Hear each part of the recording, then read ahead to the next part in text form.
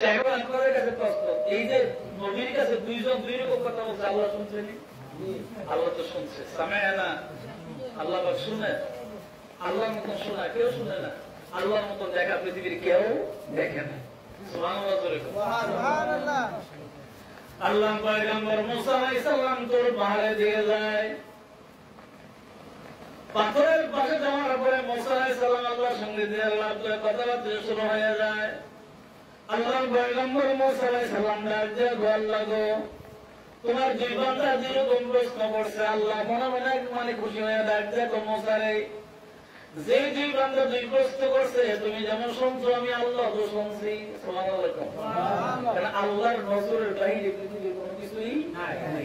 আপনি দেখেন আমি দেখি আর না দেখি, এত গোপনটা যেটা আছে অন্ধকার, এটা আল্লাহ দেখেন।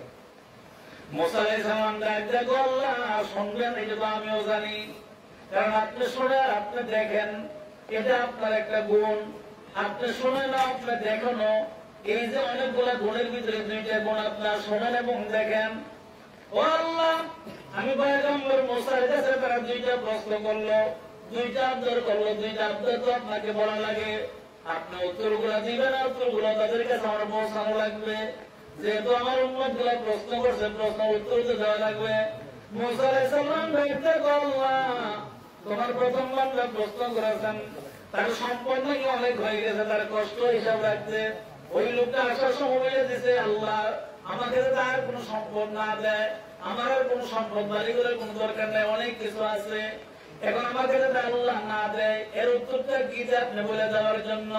আল্লাহ দেখো মুসা রে, যাওয়ার সময় দেখবা তুমি দুটা লোকের রাস্তায় দাঁড়ায় আছে, যাওয়ার সময় দেখবা দুটা মানুষের রাস্তার ভিতরে দাঁড়ায় আছে, তোমার ওখানে পক্কা নিকট থেকে প্রশ্ন উত্তর নেওয়ার জন্য। মুসা, প্রথম ব্যক্তি যে প্রশ্ন করছে তাকে যাওয়ার সময় বইলা দিবা, আমি আল্লাহ শুকরিয়া যত বেশি আদায় করে আমি আল্লাহর মায়া লাগে। কি লাগে?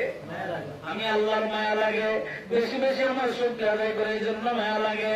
আমার বান্দাকে গিয়ে বলে দিবা এখন থেকে আসলে বেশি বেশি শুকরিয়া আদায় না করে, তাহলে আস্তে করে আর সম্পদ গুলো মারবে না, যা আছে তাই থাকবে।